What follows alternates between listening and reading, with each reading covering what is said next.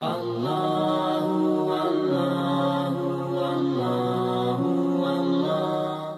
saya nak kongsi cara personal saya yang mungkin sahabat-sahabat semua boleh pakai.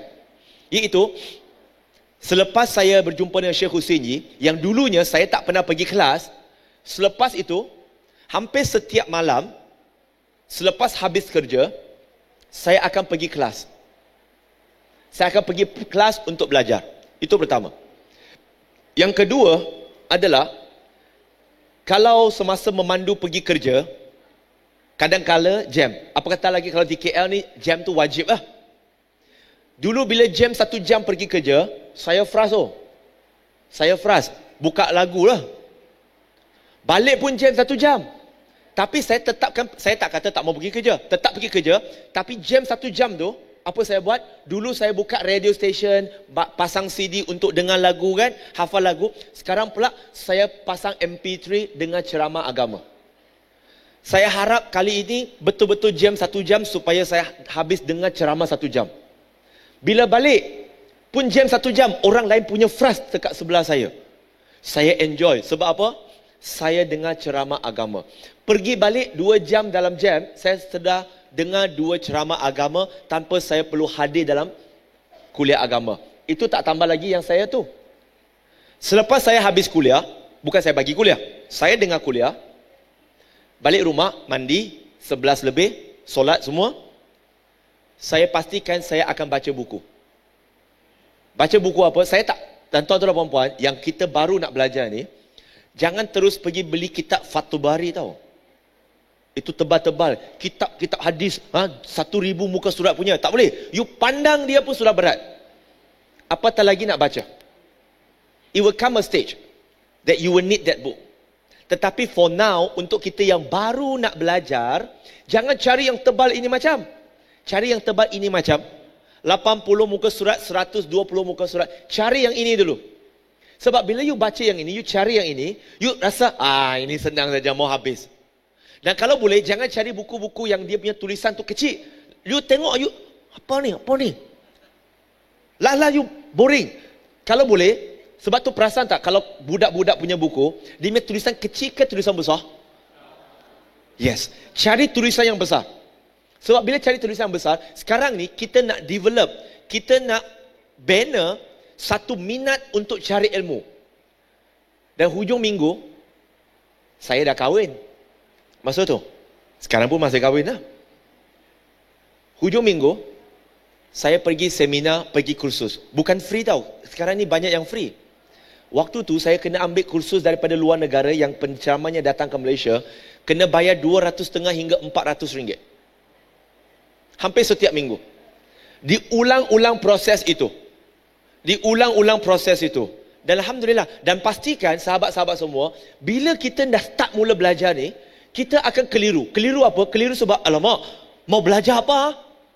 Ini ada, ini usul fiqh ada, ini hadis ada, ini ada, banyak macam ada. Apa saya mau? Dia macam pergi kedai, apa kata? Nasi campur. Bila dia tak banyak option, kita ambil apa yang ada aja, betul ke? Tapi bila pergi kedai nasi campur, ada 100 jenis makanan. Kita jalan berapa, kita tawaf cukup 7 pusingan. Baru pilih makanan. Pening. Bila tengok, ini saya mau. Sekejap. Ini pun sedap lah. Itu pun sedap. Nampak tempoyak. Tempoyak best lah. Lepas ada lemak cili api. Pun dia mau. Tapi takkan nak campur tempoyak dengan lemak cili api. Tak kena. Sakit perut. Bagi kita, mu'alaf yang baru nak belajar, termasuk yang bukan mu'alaf pun. Yang baru nak belajar, mungkin dulu dia tak ambil agama ni seriously.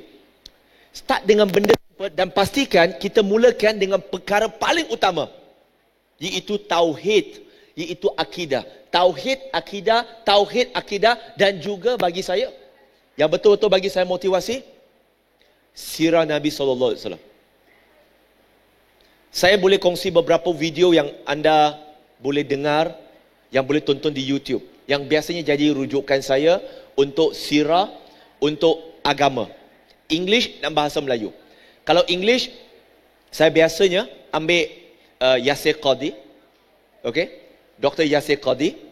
Kalau untuk macam-macam yang lain-lain, bolehlah tengok Khalid Basalama dan sebagainya.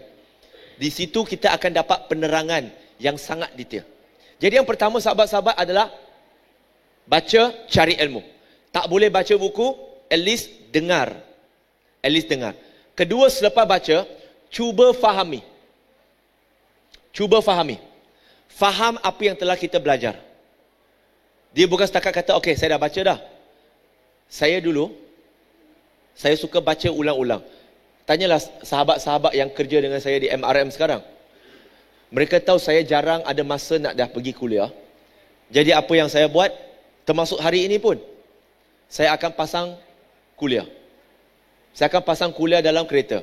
So sepanjang 3 jam tu, kalau boleh tak payah bercakap banyak lah, nak dengar kuliah. Waktu itulah belajar. Dan kadang-kala satu kuliah yang sama, jangan kata, boring asyik kuliah sama je. Tak. Ulang.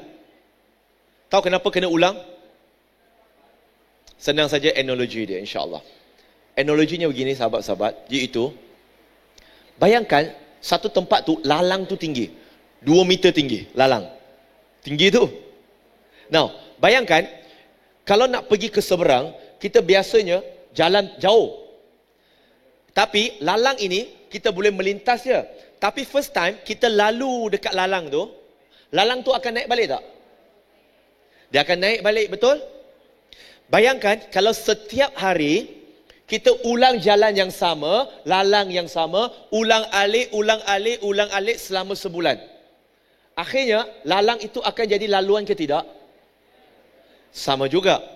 Bila kita ulang-ulang kuliah, ulang buku yang sama, akhirnya buku tadi yang kita tak berapa faham tu, akhirnya dia akan terbina satu jalan kat situ yang kita hafal. Kita dah ingat benda itu. Itu cara dia. Sebab itu kalau orang yang hafal Quran, dia selalu ulang-ulang. Masa kami dekat India bersama Dr. Zakir Naik pun, kami diulang-ulang. Dia kata, Zakir Bhai, I cannot memorize. Dia akan tanya, how many times have you tried? 10. That is a lot. Anything more than 2 is a lot. Dia kata, if 10 you cannot memorize, then do it 20. If you cannot memorize 20 times, memorize 30 times. If you cannot memorize 30 times, 40 times. Other people might need to memorize maybe 10 times and they can get it. But if you cannot, then you add on, you increase the intensity, and then you go and memorize even more. You put in more effort. If people take 10 times and you need to memorize, to repeat it for 100 times, then you do it. Don't give up, itu saja. Yang ketiga sahabat-sahabat, tadi saya pertama, pertama saya dah sebut tentang mental block, kedua cari ilmu, ketiga faham ilmu, keempat amalkan. Apa yang kita belajar tu, termasuk apa yang kita belajar selama 3 hari 2 malam di Reward Camp ini, jangan setakat habis, saya ada ambil selfie, saya ada ambil gambar, inilah kenangan saya. Tak. Apa yang kita dah belajar sepanjang Reward Camp ini, amalkan yang terbaik. Amalkan yang terbaik. Prinsip Islam ni simple. Prinsip Islam ni ialah, jikalau kamu tak boleh buat semua, jangan tinggal semua. Hari ini kita terbalik. Kalau tak boleh buat semua, kita tinggal semua. Tak, prinsip Islam ni apa yang boleh buat? Terus terang, setiap daripada kita kemampuan sama ke berbeza? Berbeza. Tak boleh nak banding. Tapi kalau nampak kawan kita lebih laju, kita pun motivated. Aku pun nak laju macam dia. Aku pun nak bagus macam dia. Tapi kerana Allah, bukan kerana nak nampak siapa hebat. Cuba amal. Dah belajar, dah tahu apa yang kita hari ini kita dah ajar, kita dah kongsi, cuba amal. Lastly sahabat-sahabat, ialah selepas kita dah belajar, kita dah faham, kita amal, kongsikan apa yang kita dah tahu. Dan kalau kita fikir, tapi Brother Firdaus, saya tak hebat mana nak kongsi? Jawapan saya simple saja.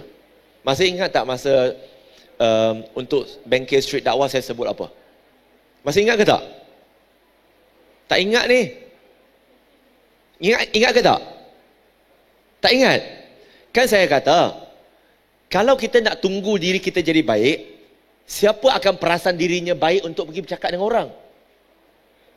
Dan cara kita nak jadi baik ialah dengan berdakwah. Sebab bila ingatkan orang untuk buat kebaikan, automatically kita mengingatkan diri kita. Ingatkan diri kita. Okay? Finally, itu dah last, dah 5 dah. Iaitu sahabat-sahabat semua, sahabat-sahabat yang dikasihi dan dirahmati oleh Allah Subhanahu Wa Taala. Sebelum saya serahkan kepada Brother Shah, lastly ialah, ingat ya, kita sebagai Muslim, hidup kita macam maraton. Kehidupan sebagai Muslim bukan acara pecut 100 meter. Acara pecut 100 meter, siapa laju, dialah menang. Betul tak? Tapi Islam ini, Allah tahu setiap manusia kelajuan dia berbeza.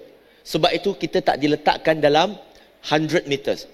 Tetapi kehidupan kita ini adalah maraton. Tahu maraton?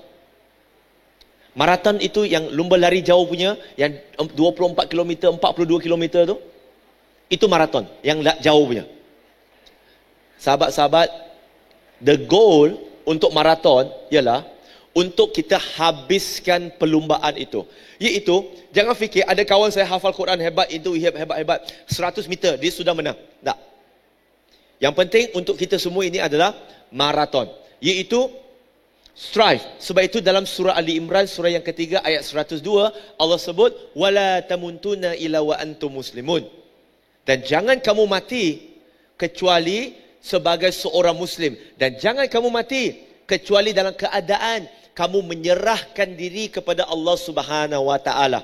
Yang penting tuan-tuan dan puan-puan, sahabat-sahabat semua, make sure you die in the state of Islam. Allah